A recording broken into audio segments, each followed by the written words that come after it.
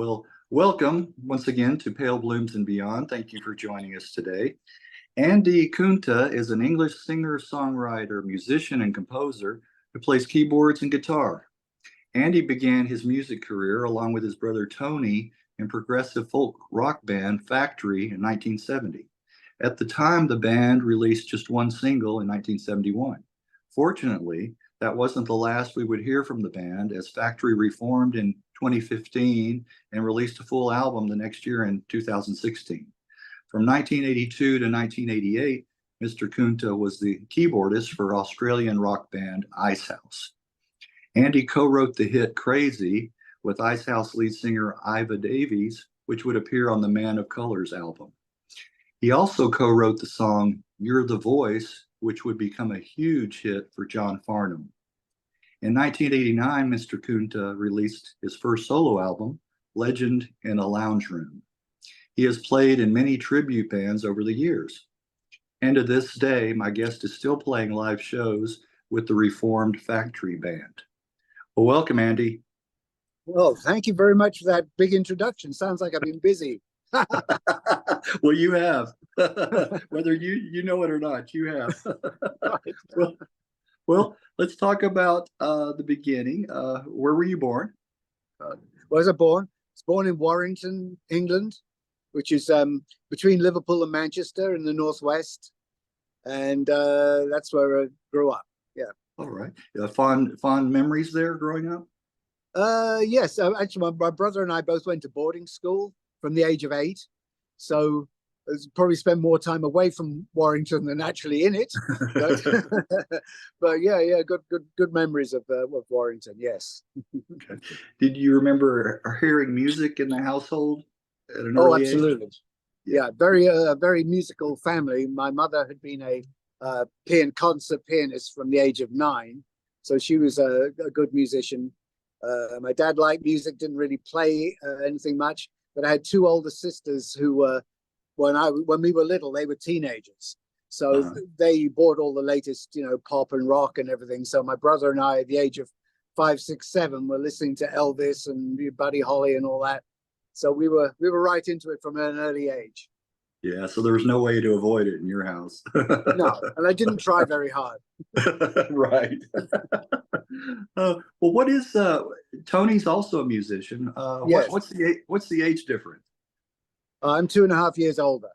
Okay. So he's the young one, and he came along afterwards. And then, as soon as I would learn an instrument, he would borrow it and learn it and be better at it. So we would switch instruments from time to time. But we both played several different things. We both had piano and violin classical lessons from young, and then I started playing the guitar. So I kind of thought of myself as the guitar player for a long time, until, like I said, he borrowed my guitar, and I heard he was much better, so he took over on that, and I started playing keyboards. Okay. Well, you guys were pretty close growing up? Oh yeah, always have been. Always. Okay. Yeah. All right. No real sibling rivalry. No. Unfortunately, no great stories to tell of that. No. We were sickeningly getting on well. Okay, great. Yeah. Well, you mentioned the guitar and playing that, and what about can you remember one of the first singles or 45s or albums that you bought? The very first single that I got was The Young Ones by Cliff Richard and the Shadows. Okay. Which I think I got for my 11th birthday or something. Okay. So we were big fans of Cliff Richard and the Shadows. And like I said, my sisters had Buddy Holly and Elvis and all that. But my brother and I, it was really the Shadows that got us started, which was like I don't know if you know them, it's a 4-piece instrumental, mostly instrumental band. Yes. That was even before the Beatles came along. You're right. Yeah. Hank Marvin. I heard how absolutely. Heavily how influential he's been. To so many musicians. Right. Yes. Well, what were some other musicians bands that you were into early on? Back then, well, I suppose all what you would call the British boom or whatever in the 60s, the Animals, Yardbirds. Also like the Byrds, the Beach Boys, the Who, all that kind of thing. The Kinks. There were so many great bands in the 60s. So yeah, we liked all that. Yes. Can you remember the first concert you attended, or one of the first concerts that you went to? Oh, very easily. Yes, I Uh, think the first one that we went to, because being a boarding school, we couldn't really go anywhere and see concerts much. But I do remember that February '69, my brother and I went to the Royal Albert Hall to see Jimi Hendrix. So, okay. and I think that was the first concert that we ever went to. Uh-huh. Sets a rather high bar for everything else after it, but still, I was gonna say. yeah, that was amazing. Yes, yes. Was it a good turnout? A lot of people there? Oh yeah, of course, Yeah, fantastic. yeah. Including Wow. Ginger Baker from Cream. I remember bumping in him on the Oh, stairs at that yeah. concert. Yeah, yeah. So Jimi Oh, Hendrix was our favorite from that uh-huh. point on. Oh yes, oh yes. Yeah, Wow. yeah. Well, you were not the only person or thing that Ginger Baker ran into You're right. over his career, or ran Yeah, over, yeah. He or looked like he'd stumbled upon. run into a wall or two in his time. Yeah, you knew where I was going. Okay, Yeah, yeah. yeah. Oh yeah, Okay, you catch my drift. absolutely. What was your first band Our that first you were a band. part of? Mhm. Um, well, my brother and I used to, because it was just the two of us. The first thing we did was we figured out how to do multi-tracking on a tape recorder, on a two-track tape recorder, which we borrowed from one of our sisters. And we noticed that when we recorded, we would play an instrument each, and then if we wanted to try and go over the top of that and record it over, you couldn't, because the tape machine had an erase head before the playhead, so it would erase what you just did. So we got some sort of cotton wadding and stuck it with Scotch tape over the erase head. So then Ah, when we recorded over it, it did not wipe out what we did in the first place. So we would make little tapes of us multi-tracking with ourselves. And really? yeah, I'm sure they sounded really horrible, but for us it was very exciting, because we said we could sound like a band, just the two of us. And the first gig we actually did was we recorded a backing track. I think I played like a rhythm guitar, and my brother played drums. And then we went into a club and played along with that. So he played bass and I played another guitar, and we sang over the top. So that was something nobody did in those days, but we didn't know that, because I don't think we'd ever actually seen a band at that point live Okay. when we did that.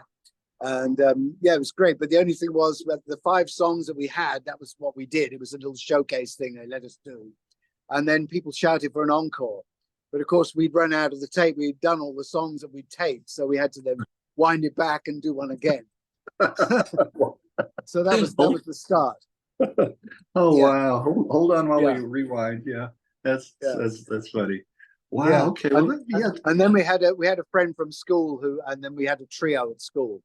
Okay. And then we played some shows in the holidays kind of thing. Yeah. Okay. Okay. All right. Well, Factory. Yeah. How did that band form? Well, it was formed in the town of Hastings, where we had moved after we left school, and we formed a little band first from advertising in the newspaper or whatever, but then we got to know musicians in the town, and one of them was the bass player Jaffa Peckham, and then the drummer Laurie Cooksey, who was a crazy man and like a Keith Moon type, and we just thought we got to somehow get him out of that band that he's in and get a band together. But then we didn't know how. But eventually, then he sent us a message and he got us all together. Okay. So yeah, so that's how we started, the Mutual Admiration Society. Okay. So you guys were all kind of into the same kind of music, and Yeah, exactly. okay. Yeah. All right. Yeah. All right. Yeah. Well, how did you talk about how you came to meet Roger Daltrey? Well, there was myself, my brother Tony, and Jaffa were all at the college, Hastings College at the time, and the student union president, who was the guy that organized the gigs there, lived near Roger Daltrey, who was maybe 20 miles away in the countryside, and he was turning his barn into a home studio. And our friend was one of the people that was recruited to help do that work. And then when it was done, Roger says, "Hey, does anybody know a band that would come in and test the studio?" And so our friend Vaughan says, "Yeah, I know these guys, Factory." And he said, "Okay, we'll bring them in." So we came in to be the test studio test band for the studio. Is that Very right? exciting. Very Yeah, exciting. I would say so. First Yeah. one's in there, and to give Yeah. it a go. Yeah, and he ended up producing some of the demos. Yes, For, yes. for, Yeah, for the sometimes he was away, and then his engineer would be take over. But yeah, he would come in and out, see what we were doing, and then we would always seem to manage to not quite finish something at the end of the session, so we would have to then come back. So we kept doing that and coming back and not finishing stuff and having to come back. So we managed to milk it for quite a while. I was going to say, Yeah, he was probably thinking, well, when I asked you guys to work in here, I didn't imagine this, but right. yeah. Well, there was a day we played like a youth club or something one Saturday night, and it was going quite well. So we thought, let's go and ask Roger if he wants to come and watch us play. So we went over to his house and said, we're playing up there. Would you like to come and see us on the second set? So he says to his wife, hey, I'm going to see the boys play. So he met us over there, and he picked up Mitch Mitchell, Hendrix's drummer, on the way. Yes. So we're playing a little youth club, and there's Roger Daltrey and Mitch Mitchell standing at the back watching us, which was rather strange to say the least. Yeah, that would be. Yeah. Wow. I just talked to, are you familiar with, you remember John Dummer Band? Oh yeah, John Dummer Band, yeah. Yeah, Oh, yeah. That's who I talked to earlier today. Oh, yeah. Fantastic. Of And course. he mentioned Mitch Mitchell too. Oh yeah. So yeah, okay. Wow. Yeah, it is finding these connections doing this. Well, do you remember, speaking of live shows, any gigs that stand out? Any special memories? In those days, so many. We did a lot of gigs around that time. One that comes to mind, I was just telling this story to somebody the other day. We played a college somewhere in Manchester or somewhere, and they had built the stage up on a scaffolding. And so when we went out there, the lights were bright in the eyes. So I went up to the microphone and said, hi. I was going like this, shading my eyes from the lights because I couldn't really see, saying, hi, everybody, how you doing? And then the next thing is I fell over the front of the stage and I'm dangling down the scaffolding at the front of it, climbed back up. And of course, the rest of the band are howling with laughter. Anyway, we continued to do the show and everything was fine. So about 4 months later, we were invited back. We came back to play again. And I thought, well, thank goodness it's been so long, nobody will remember that embarrassment. So we get up on the stage, and before we can even start playing, some guy at the back shouts, when are you going to fall off the stage? That's part of the act. Yeah, that was pretty funny. But yeah, pretty much everything happened at one time or another. It was crazy times. Crazy times. Well, originally with Factory, you did release the one single, Time Machine, Castle on the Hill, in 71. What are your memories of recording that and that single? Right. Well, we sort of wanted to have something to record as a demo. And so we actually did 4 songs. I think we had a 3-hour session. So we recorded and mixed 4 songs in 3 hours. And 2 of them, Time Machine, Castle on the Hill, Time Machine being very kind of heavy metal and Castle on the Hill more like folk rock. So we had some singles pressed up with those 2 songs. And, they all sold out pretty fast. But the recording was, it was very exciting to hear what we sounded like, I suppose. That's the main thing I remember at the time. By now, because there's so few of them, it's a collector's item. And they go for like $700 or $800 or something ridiculous. Yeah. Isn't that wild? Yeah, it's ridiculous. Yeah. But apparently Time Machine is an example of prototype British hard rock. That's how they describe it. Yes. It was kind of on the cusp, or even before that, really started over there. Yeah, it was sort of a bit after Black Sabbath started, right. I suppose. Right. Yeah. Right. Well, yeah. Well, how long initially was the band, Factory together? How long were you guys together? About 6 years, 70 to end of 76. Okay. By which time punk had come in. Right. And we'd been trying for about a year to get a record deal, and that was the Sex Pistols came in, and actually the Sex Pistols opened for us on their 3rd gig. Ah, okay. Yeah, and then right? And my brother and I are saying, this is the worst thing we've ever seen in our lives. And the other two guys in the band, they said, well, it's so bad, they might do well. And I'm saying, don't be ridiculous. They can't even play. Next thing you know is, a year later, they'd had 3 separate record contracts and they were at the top of the charts. Right, exactly. Yeah. Go figure. I know. No. Yeah. That was anyway. Yeah. That's that whole DIY ethic, that came in, you didn't have to be a musician, actually, Oh man. Yeah. Well, you, Tony and Steve went on to form prog rock band Head On. Yeah. Right. Yeah. Did you guys release anything? No, we made a bunch of demos, and actually we're now re-recording all the songs because we decided they're good. We're about halfway through about a dozen songs we're going to re-record and hopefully release that at some point. Okay, that would be good. So there's still some in the can. I've had, doing these interviews, I've heard that the onset of the punk movement, and it just sounded the death knell for any other kind of music, not even just us, you read that Yes and Genesis, they were all affected by it as well. Exactly. And other kinds of, like folk rock and blues and everything, it kind of, just overshadowed. Yeah, exactly. Well, I have to ask you about this too.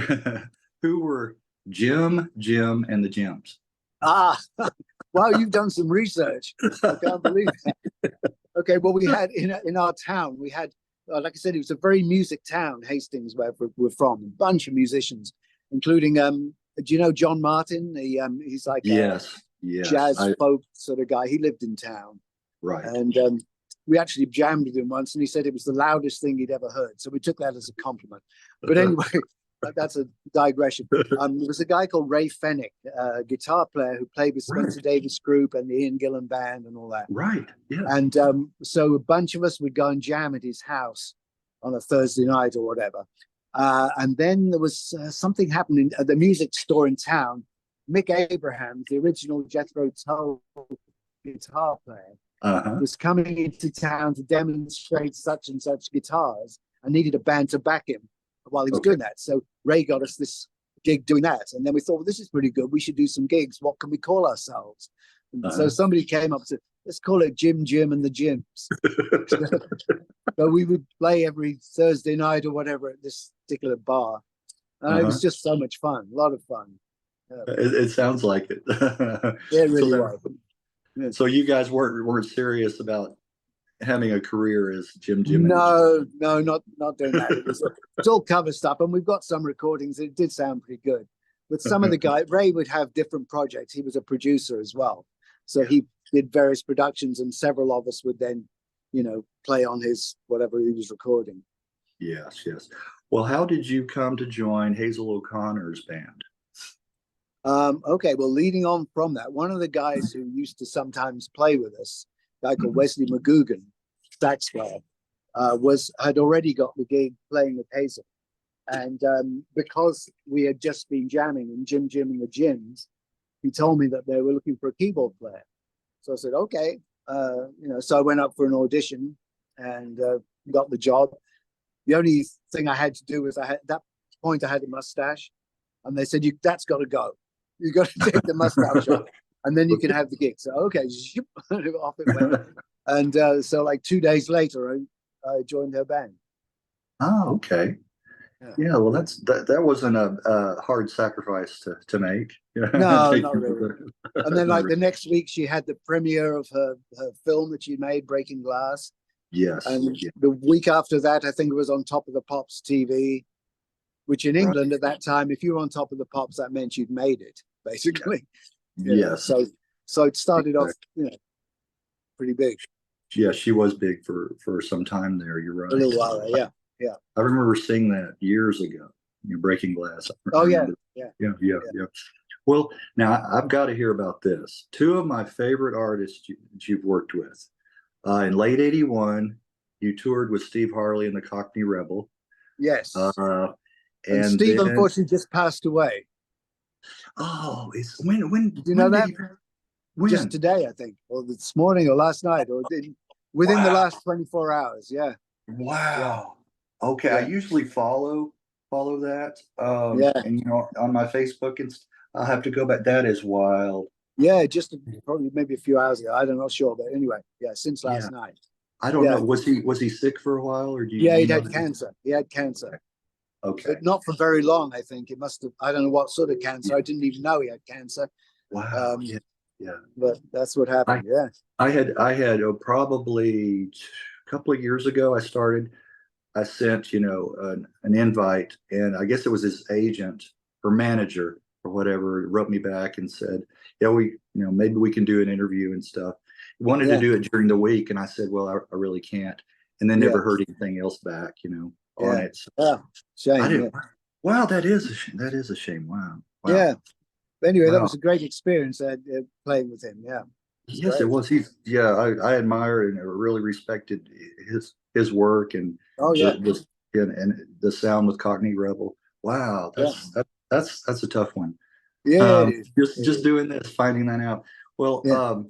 the other one was who the producer was. Another one that I admire, Midger. Oh yeah, yeah, Yeah, I love his work with Ultravox and his solo material. yeah. He was Uh, great. well, yeah, yeah. So being able to work with both of those artists, Yeah, uh, yeah. They were great. Yeah, must have been. Steve was a great guy, and I remember my story. I always tell with that. And if you see on my Facebook post, I just posted this story. That he has Uh, a song called Mr. Raffles, and if yes, you know that, no, and yes, it's a yeah. for me that was a beast to play, and it was I think it was just me, perhaps a drum machine, but me and the piano basically was all that was Uh-huh. in the backing for that particular song. So we didn't rehearse that because we only had 2 or 3 days to rehearse the band before the tour. So we said we won't waste time with that because it was only me. And Right. then the first show, I got about a third of the way through it and then completely got lost and didn't know where it was. So I had to just stop Right. playing. So there's then him out there singing on his own, and it was really embarrassing, really embarrassing. And I apologized and all that. But at the end of the tour, he said to me, "You know what, Andy? I'll be happy to play Mr. Raffles with you anytime." So I thought that Oh, was nice. that was nice. Yeah, I just looked up on the Google entry. Yeah. Wow. Yeah. Um, yeah, I'll tell you my favorite track is Sebastian. Oh, fantastic. Yeah. Yeah, Oh, yeah. yeah. I, Epic. An yes, it epic. is. Yes, it Yeah. is. Yeah. And he had that kind of European sound about him. It was Yeah. almost it wasn't just English. It was Right. international kind of. I don't know. He just he really had something. I mean, that no other artist was really doing. Yeah, I Just agree. Yeah. a flair No, he about him. always had really good musicians in Yes, his band, yes. and that helped. And his songs were very interesting. I think he'd been a journalist. I heard, so Okay. his lyrics were always, full of all kinds of stuff and very interesting. Yes, they Yeah. were. And I have to say, Andy, you have definitely been in the right music circles in your life. Oh, Uh, I've had some bit of luck here and there. yeah, jamming with Peter Green. Oh Wow. yeah, Now that's another one. I love the yeah. early Fleetwood Mac. Oh yeah, Just me too. I'm a big yeah, fan. Big and fan. his influence. Yeah, Wow. but that was an Yeah, interesting experience too, because at that time, he'd been out of it in yeah. more ways than one for many years at that point. And I had a friend called Greg Kofi Brown, who plays with Osibisa now, if you know that Yes, band. Yeah. yes, yeah, And yes. he just called me up one day. He said, "I'm trying to get Peter back playing. Will you come and have a jam, with him and for a while or whatever, just to get him going again?" So I said, "Absolutely. I'll crawl there on my hands and knees if I have to." So, Right. and, but at that point he was very big, and he was not very communicative. Yeah. And he would, so we jammed, but he stood, I think, as I remember, he stood about a foot from the wall, facing the wall, and was just sort of picking with his thumb and playing. His playing might have been quite good. I don't remember that, but I just thought, wow, that's Peter Green. And then the only thing he said to me in about 3 afternoons that we just did this jamming, he shuffled up to me one day and he said, And he leant forward, and I thought, oh my God, what's he going to say? Is he going to tell me he doesn't like my playing or something? What's going on? And he goes, where's the toilet? I said, oh, it's just down the hallway on the right, Peter. And off he went. Okay. So that's all he ever said to me. But, you know, it was Peter Green. It was What Peter can I Green say? that said it. So It's Peter Green. Yeah. well, I guess that went down better than if he had said something critical or That's what I something. thought. So I'll take that. Yeah. I'll take that. it. Oh man, okay. Yeah. Well, thank you for that story. No problem. No problem. I love it. Yeah, I did see pictures of him, yeah, late in his life. And Yeah. he didn't look, yeah, he wasn't looking good. So yeah. Well, I wanted to here's another one. Like I said, in the bands and the influences that you know that you had in your life and that you were into, you know, is right up my alley. Most of them. So the same kind of artist. You wrote Tribal Statistics specific. Right. Did you write it specifically for Manfred Mann? No, I just actually I think I was trying something that was at the time modern, you know, which I think was influenced by Kim Wilde's Kids in America. And it was all kind of synths and drum machines, and I hadn't done that kind of thing. So I thought I'll try and do something like that. And I think I had a book on the shelf that was called Statistics. I thought that's a good title. So then I started plonking away, and then I got this, made a demo, and the demo actually sounded really good. I thought, oh, this is good. And by this time, I'd been trying for a while to get a song to Manfred Mann's Earth Band because it was one of my favorite bands. And I knew they did other people's songs. So I sent them 2 or 3 before, never heard a thing. And the only reason I really took this one to them wasn't because I thought it was their style, but just I thought it was a good demo and why not? So one day I walked quite a long way to his studio and just put this cassette through his letterbox and didn't think any more of it. And about 2 or 3 months later, I get a call from him. He said, we're doing your song, Statistics, and I'd like you to come into the office to sign the contract for the publishing. I said, what? Wow. Exactly. So I went up there. It wasn't Tribal Statistics when I did it because I had no idea he was writing a song about, you know, somewhere in Africa. It was a concept about apartheid. And funnily enough, of course, my dad was South African. Yeah. And was from one of those tribes. So, so anyway, he changed to Tribal Statistics and all the rest of it. And, it was really kind of bizarre. But I finally did get a song recorded by Manfred Mann's Earth Band. You know, from one of your, you know, idols or you know, artists that you really admired, for them to do that, that's got you know, wow. If I never did anything else, I did that. Right. You know, that's the way I look at it. Yes, it really was. Yeah. You know, I like, you know, of course, I like some of the early Manfred Mann, you know, early in the 60s, the pop songs. But I think what he did with the Earth Band, you know, spreading his wings, really coming into his own. I think he, you know, that's the stuff I really enjoy. You know, me too. You know, of course, being the big, he's the big Bruce Springsteen fan. I don't know how many of his songs they've done, but I think my favorite. I just check with you. My favorite album is Watch. Great album. Yeah. I think most people would vote for Watch as being their favorite. Oh, is that right? Cool. I don't know that it's my favorite, but from what I can see, I think a lot of people like that one best. Yeah. A friend of mine who really influenced me growing up, he was into a lot of music before I was, and he turned me on to that album. And you know, Circles, Chicago Institute, Davies on the Road Again. Oh yeah, of course. Yeah. My favorite is California. I just love that song. Yeah, and it's got that feel. I mean, it's got that California feel, you know. And since I moved here, I kind of relate to that. Since I moved to California, I relate to that song a lot. Very much. Yeah, I was going to say exactly. Yeah, the lyrics in it. Wow. Okay. Well, a couple of years later, you and Chris Thompson would write some tracks together. Yeah. Well, that's kind of led from tribal statistics, because when I went to the studio to sign the thing with Manfred, I could hear Chris's voice singing that song. Yeah. And not only was I a fan of the Earth Band, but I was a huge fan of his voice. He was like my favorite singer. Right. And I sort of knew that he had sung demos for other people. And I remember dreaming, thinking, oh, it would be great if he sang one of my songs one day or something. So to hear him doing it was amazing. But anyway, let me see, not that long afterwards, I was with Icehouse in New Zealand, and he came over because he's from New Zealand. And he had come over to New Zealand for a vacation or something.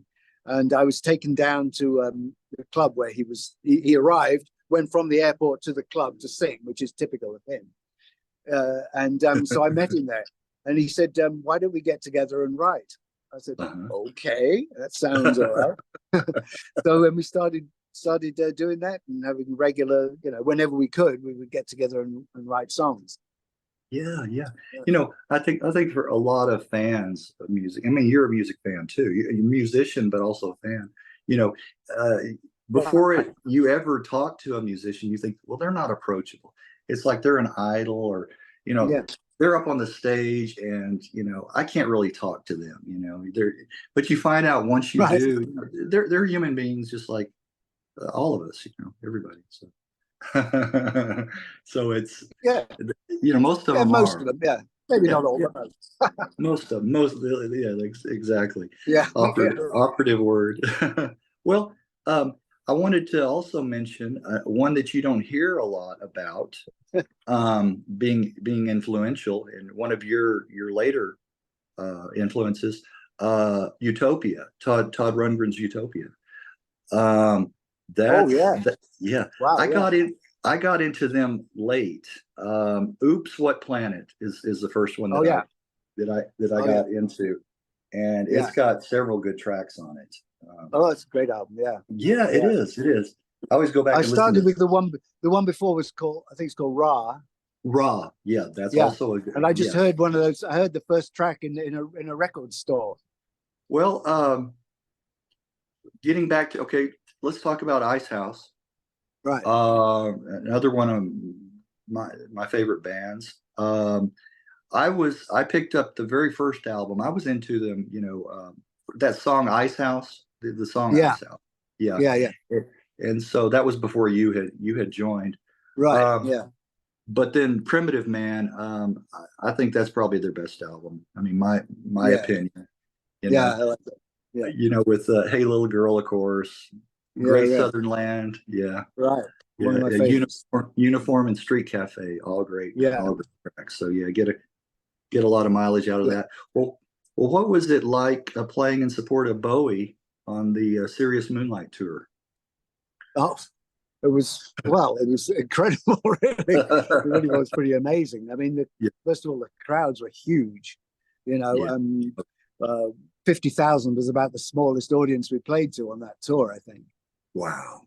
Yeah, it was just amazing. We did 3 nights in England at Milton Keynes Bowl, which is 50,000 a night. And then we played Feyenoord Stadium in Rotterdam 2 nights, 75,000 a night.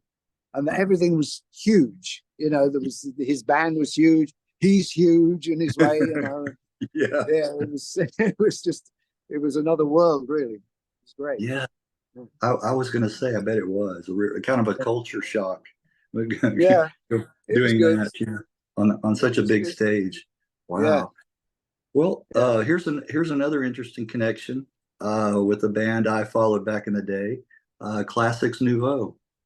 And you toured. They were very popular. Popular in Poland. Very popular over there. That's one that you don't hear. Too often. They don't drop that name too often. But I mean, Robots Dance, Guilty, Is It a Dream, Forever and a Day. That's great. My favorite's Never Never Come. Are you familiar with that's a good one. Yes. That was great. Great. Now Sal Solo, I think he's now living in Chicago, right? He's when he was in Florida, I think last time I heard. Maybe he's in Chicago Florida now. But I know involved in youth ministry. I think he's which is kind of a strange. I think they've recorded another album, haven't they? Yes, I think you're right. I think you're right about that. Need to look into that too. Yeah, Well, in the in '84, the album Sidewalk was released. You guys toured heavily, yeah, even in Japan, towards the end of the tour in Japan. right. Yeah, You know, yeah. How were the Asian fans, the Japanese fans? crazy. Yeah, they were Yeah, so fanatic. You know, they'd be at yeah, the hotels and all that too. But and they would all sit. The audiences would sit, and they were pretty well organized somehow. They were kind of trained to just sit, but they were very appreciative.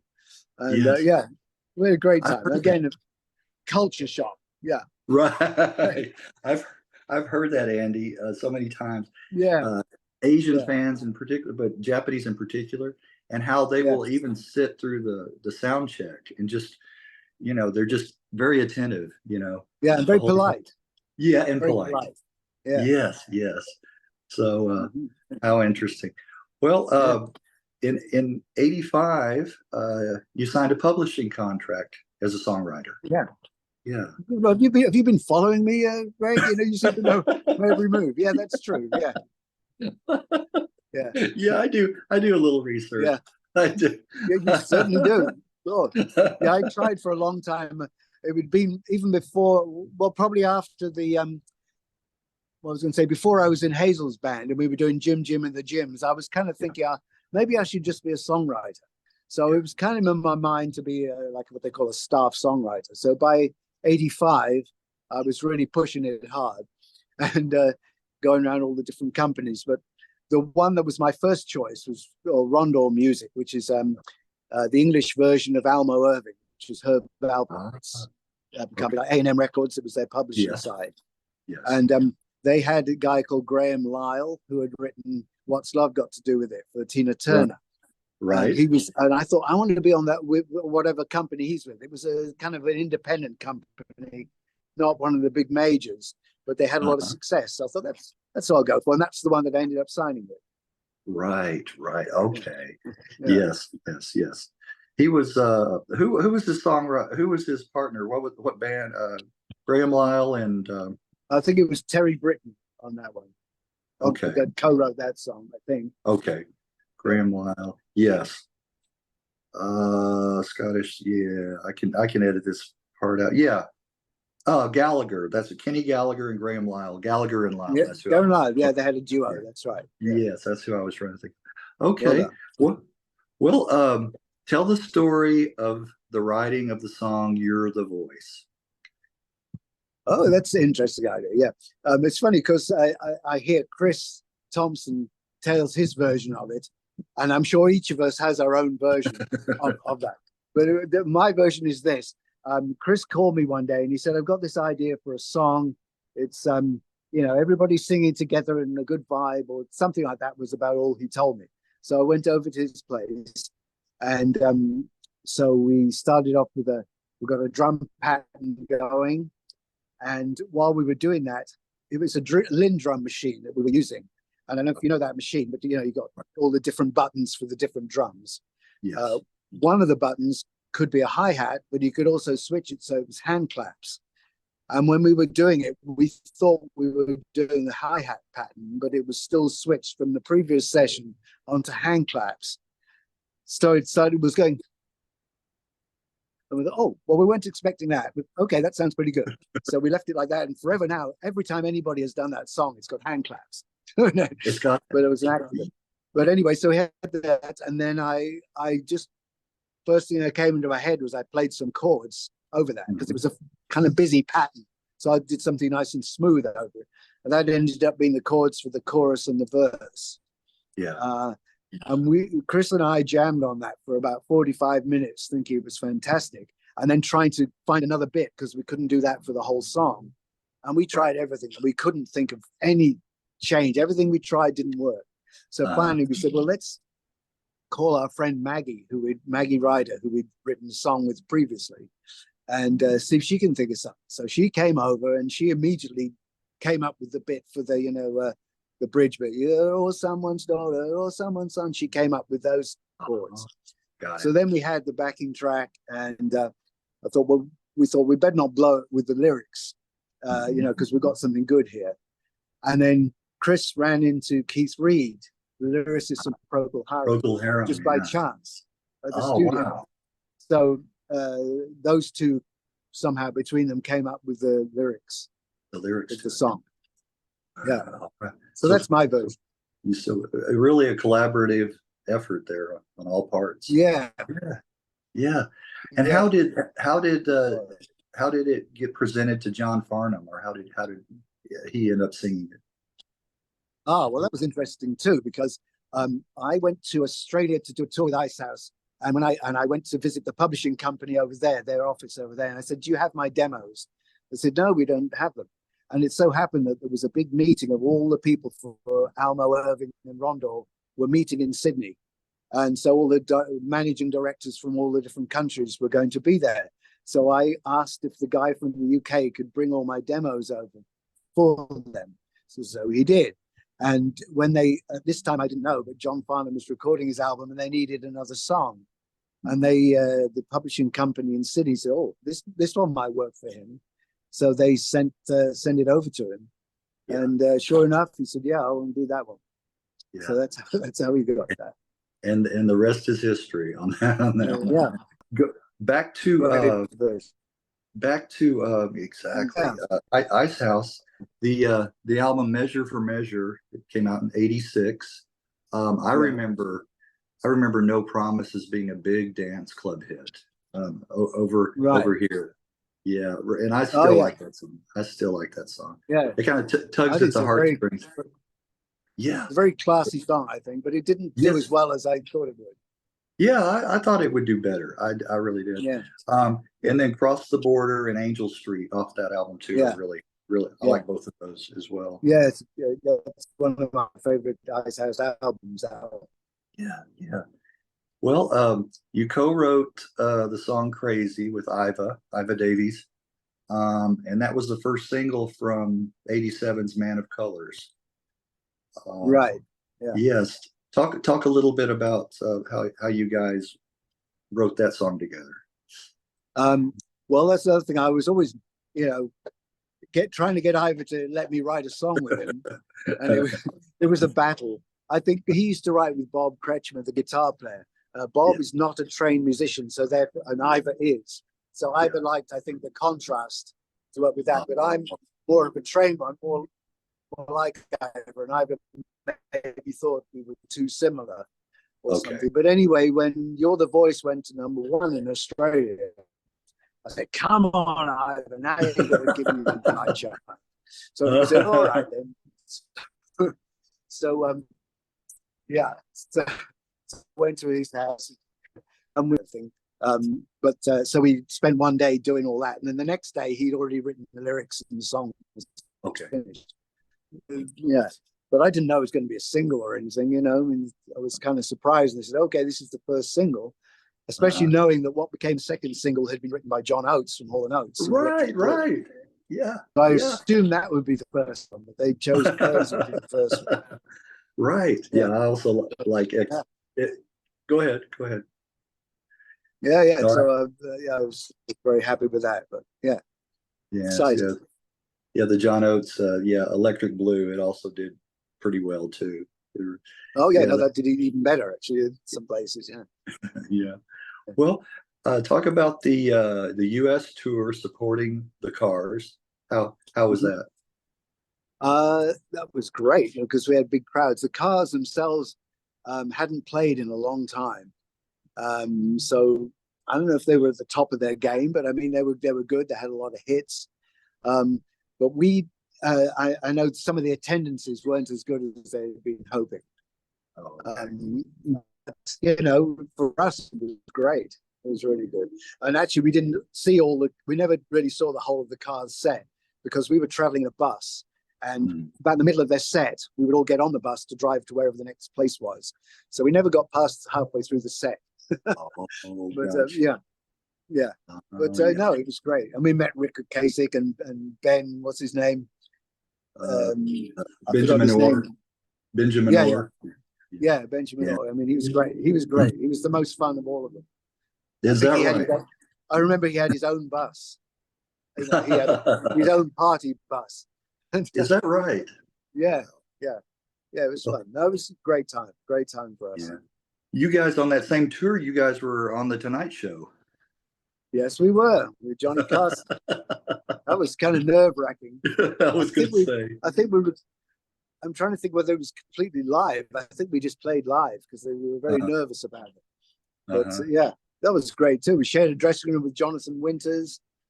Really? Oh wow! Yeah, yeah. That's something to put in your CV too, right? Or feather in your cap. Yeah. The Tonight Show. It's kind of rather surreal though, when you're sitting in Yeah. the dressing room waiting for your turn, and there's Jonathan Winters. Right. But you know, good times. Good times. Yes, yes. Well, moving on, what motivated you to record your solo album, Legend in a Lounge Room? Oh, somebody came to me, like an entrepreneur or something, came to me and said that he wanted to do an album. He was going to raise the money from investors for me to make an album. So I said, okay, that sounds good. And I don't think he had it in mind that I would be singing, because he didn't know I could sing. You know, he knew I could write and I could play, but I said I wanted to sing. So I had to actually audition to do my own album, basically. I recorded a couple of singing tracks and said, oh yeah, okay, I guess that will do. And so so that's how that came about. So we came over to LA to record that. To record that. What musicians were involved in that? Well, first of all, we had Guy Pratt, the bass player that had been in Icehouse with me and had since been playing with Pink Floyd and all the rest of it. You know, Michael Jackson, Madonna, he'd been doing all sorts of stuff. So he came, he played the bass, and other Pink Floyd people through him did it, like Scott Page, the sax player. We were hoping David Gilmour would do a guest spot, but that, for whatever reason, that didn't work out. But yeah, and then we had the drummer was Denny Fongheiser, who had just done Tracy Chapman's album at that point. Later on, he played with Heart and all the rest of it, but he played the drums. My brother Tony came over and played some guitar. We also had Jeff Skunk Baxter. Yeah, that was because I'd met him some while back in Sydney, and I said, "Well, we're stuck on this song. We don't know what to do. We thought maybe we'll try some pedal steel." So he came in, and once again, super accommodating. And you know, sometimes I think the biggest people have the smallest egos. You know, the really top people.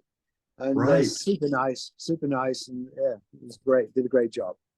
Yeah, I think you're right. It's the ones that are in it for the right reason. You know, because it's the music in their blood, and you know, they need to get that out and express that and share it with people. Not the ones that are on the ego trips. Yeah. I think you good point there. Good point. Right.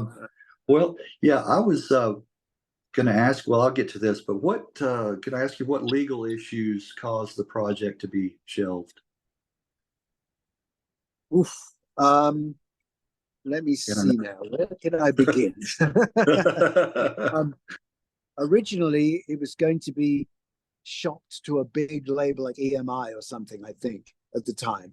But the guy running it was back there in Australia, and I was over here. And then he started telling me that he was trying to sell it to some smaller labels or something like that. And I didn't like the way he was trying to market it. Like he was just trying to make a quick buck, and he wasn't really concentrating on the promotion of it. I think that was sort of at the back of it. And I thought, well, this is going to go nowhere except down the drain. So I decided to, you know, kind of pull the plug on it. And, you know, rightly or wrongly, it seemed like the thing to do at the time. But so that was the end of that, except that I didn't realize he had already made a deal with a company in Germany. So it was actually released, but I didn't know that for many years later. You didn't know about that, yeah. No. Wow. I didn't know. Was that upsetting to find that out? Actually, no, because by that time I got over all the fuss, and it was a friend of mine saw a copy on eBay, and he told me, you know, that they'd released it. So that was great. Then I could get a CD of it. So I was kind of happy by that point. And then years later, like 2 or 3 years ago, it was remastered, re-released, and all the rest of it by an Australian company. and they were able to contact the German company and get the original tapes to do the remastering from. So all in all, that was actually a good thing. Yeah. Well, I wanted to comment on a few tracks, and get your take and get your, the inspiration or the background, what have you. I Take Me Home and Come Back Baby, a great way to kick off the album back to back. Those two really nice tracks. Yeah. Most of these songs were written while I had the staff songwriting gig, the publishing. So we sort of had the idea of songs that could be pushed to other people. And a lot of them I wrote with Chris Thompson. And those two you've mentioned are two of those. So usually I would come up with a backing track and then we'd get together to work on the lyrics and the music. So both of those were done in that kind of way. Yeah. In that way. Yeah. Of course, Thing About You is one of the top tracks off the album. Yeah. Was that like supposed to be the single off of that? Yeah. Okay. Yeah, it was. And we made a video and everything. Yeah. Video. That's what I thought. Yeah. But you know what my favorite on the whole album, I think my favorite is Waiting for the Storm. Oh yeah. Interesting. Yeah, that's funny. That's an interesting one because my girlfriend at the time we would talk about songs. She wasn't a musician or anything, but she was very fascinated by lyrics in general. So I went in a studio and I came up with a backing track for that. And then when I came back at night, I said, listen to this. You got any ideas for lyrics for this? The next thing you know is I'm helping her write the lyrics. Oh, right. So really? Okay. So we wrote the lyrics for that. And then it didn't have a bridge, but when I was making the demo for it, I was setting up the mics and everything. I said to her, oh, by the way, we need a 4-line bridge. She says, what's a bridge? I said, well, it's just it's just 4 lines, a little slightly different piece, 4 lines, and make the last line the chorus of, the hook line for the song, the title. So while I'm setting up the mics, about 5 minutes later, she says, is this a bridge? And I looked and said, yes. And it was perfect. So from then on, we started writing songs, and she ended up getting a publishing deal too. Is that right? Great. Great. Yeah. Well, great experience too for her. Oh yeah. So you moved to LA and signed with Polygram. Yeah. And then you have played with lion's share of tribute bands. I must say too. You have played with a lot. The Deep Purple tribute band. Made in Japan. And, I think I've played with about 5 different Deep Purple bands now. Yeah, I was going to say, right. I think so. And usually they're like names of songs or albums, things like that. And then Chris Thompson and his band, you played. Yeah, you played the Chris Thompson band. Yeah, you're right. Yeah, that was great too. Those were good times. Well, who were the Smog Brothers? Who were the what? The Smog Brothers. Oh, the Smog Brothers. Yeah. Talk about research. Good Lord. No, that was a friend of mine and his brother who had a band called the Smog Brothers. He's a guitar player. He lives in Las Vegas now. I'm still in touch with him. And his brother was the bass player. So they had a band. And, one of the things about being a keyboard player, there aren't so many of them around. It's not like a guitar player or something. So I tend to get asked a lot to do things. Fortunately, thank God. And so I played on some of their tracks too. Yeah, and I got to say, I think it shows your versatility too, that you're able to play with all these different bands. I think, and people keep coming to you. You're right. You're right. Yeah. Well, in 2004, you formed your own band, the Andy Q Band. Yeah.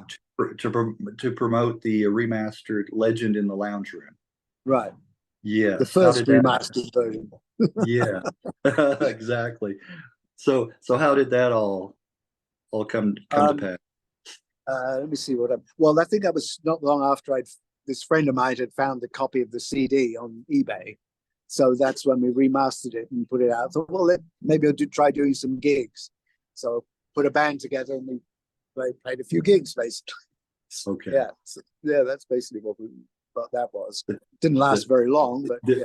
Yeah, that was my next comment right there. Yeah. You're reading my mind. Yeah, On that right. song. It was fun, but that was it. Now here comes another tribute band, 2005, the Foreigner tribute band, Jukebox Heroes. Yeah, Yeah. that was great. Somebody said to me, a friend of mine, guitar player, said I'd like to do a Bryan Adams band, a tribute band. I said, well, if I was going to do a tribute band, I'd like to do Foreigner. He said, okay, that's great. So we did that. We got a good band, but we could never find a singer. The singer was so hard to find, but we did finally get somebody. So that went for probably a little while. That was quite a good band. But then, of course, years later, we had this other Foreigner band, which was sort of a lot better, I guess. The Double Vision. Double Vision, and then now it's 4NR. Oh, okay. Yeah. It just keeps morphing. It just keeps changing. Yeah, well, the person that had, one of the main people that had formed the band, left the band, let's say, and rather than have it look like he was thrown out and being replaced, we kind of formed a new band and we called it 4NR. Okay. 4NR. I got it. Yeah. I was going to say the real Foreigner is still touring and things. I think Mick Jones is the only original member, isn't he? He is, and he doesn't even play a lot of the time now either. I think they're quitting at the end of this year, or maybe pretty soon. Yeah. Okay. Yeah. That's I don't know. I mean, I have my thoughts on that. I want to see the band when they were at their peak or in their heyday. Years later, when it's one or two original members, it's not the same. It's not. Maybe they sound the same, but no, I agree. Well, when there's only one member and he doesn't even play all the time, right there you go. It's a tribute band, really, isn't it? Right there you go. I saw where very much. I saw where 10cc is coming to Dallas soon, and I said, okay, well, I want to see who any original members in there. One. Yeah. Graham Goldman. Graham Goldman's the only original member. I said, no, that's okay. That's okay. You know, right. Yeah. You know, there's so many like that. But well, let's get back to how did you come to collaborate on a stage musical, the adaptation of Rudyard Kipling's The Man Who Would Be King? Man Who Would Be King. Oh, well, a friend of mine who's a screenwriter came to me with the idea. He said, I want to do a musical about the man who would be king. And I'd never done that before. So I thought that'd be great. I'll give that a shot. So that was really a lot of fun. We're still working on it, actually. We never really finished it. No, we got so close and then we both got distracted. So one of these days we'll get back to it. But, that was a very interesting project to do because there's a lot of different type of music than what I've been used to doing before. But, I was going to say. Yeah, so hopefully one day we'll finish it and it'll do something. Work in progress, huh? Yeah. Yeah, that would be nice. That would be nice. Well, as if you weren't busy enough, enter Midnight Blues Band. Yeah. Do you still play with them? No, we don't. I don't do that one anymore. It was several years we did that, but I got so busy that it was really hard to do everything. So some things had to go by the wayside, basically. I was going to say you're not superhuman, No, not at all. Yeah, maybe you had to clone yourself. I've said that many times. Yeah. Right. Well, again, talking about the tribute bands, there's another one here, Springsteen tribute, Boston, the USA. Did that for a long time too. Yeah, no more, did you? I did it a long time. Yeah, you enjoyed that? That was a good experience. But that was good. We had to be like a 9-piece band, I think. We tried to do it like the E Street Band. So it was a good experience. The singer himself he'd never really been in a band before, and he wasn't a musician. So there were certain challenges in that, but but it was good. The audiences loved it, and he loved it. He was so into it. Made it good, and met a lot of great people. So Yeah. it was all good. Did the saxophonist rival Clarence Clemens? Yeah, I mean, sort of. I mean, it looked Yeah. good enough, as a tribute band. Yeah, yeah. That Big, that's big African American dude who could wail yeah. away on the sax. Yeah, sure. I was gonna say Yeah, that's the biggest part. It looked the part, yeah, right? yeah. Exactly. Well, and then we talked about double vision. In well, here we go. We're coming to a couple more comments. 2015, the Reformation of Factory, and the following year, your first official full length, Back in the Time Machine, referring to the Time Machine single, I guess. Yeah, yeah. Now, were those songs originally written back in the day, or newer, or combination of both? Yeah, Back in the Time Machine was a kind of a play on words. It was to do with the Time Machine song, but also we have come back in our own time machine. That was what that was about. But the songs, yes, the songs were basically ones that we had written back in the day. We spruced them up. We wrote some lyrics, souped up the arrangements. But basically, the idea is all from the original '70s songs. Okay. Yeah. Are there still songs in the vaults that you never released? Well, probably a few, because we did another album after that, Aiming High, which was again the same kind of thing. We're talking about doing another one now, and this one will probably be some of the old ones and some new ones that we've all written since. The combination. Yeah. Oh, okay. All right. Well, how well was it received by fans? The album? Yeah. Well, considering the songs are that old, Yeah. and we're that old, we're that old ourselves. We're now competing with younger bands and stuff. But we're doing pretty well. We've got a record label. We've got radio pluggers who get us on the radio all around the world. And just the other day, the station in Australia had one of our songs as #1 on their chart. So it's more than we could have expected for. I think we're not rivaling the Beatles or Led Zeppelin or anything, but we're doing better than we thought we probably could at this point. Yeah. Well, I wonder if any of that is has to do with you being in Icehouse, being played in Australia. I wonder if there's a connection there. Maybe, I don't really know. Yeah, very possibly. Yeah. Well, well, it's interesting. Like we're talking about where your songs travel and what countries really pick up on it, and how popular they become in all over the world, different countries. It's very interesting. Yeah, it is. Yeah. Cool. Talking to that John Dummer earlier, they were real popular in France, one of their songs, and and he couldn't, you can't really pinpoint why. It's just something. Just the way it is. Yeah, the way it is. Exactly. Well, you said before we started, you may be working on some material with the band. And maybe coming up with working on a new album. Yeah, but I'd like to. Yeah. Well, we'll see. We're still promoting the last one, but we've got to start thinking about doing the next one. Because the process of rehearsing it, recording it, and all that obviously takes several months. But we're talking about which songs to do right now. Right. And so your gigs, are they in the UK? Do you do any gigs here? Not yet, but we are hoping that we will. Yeah.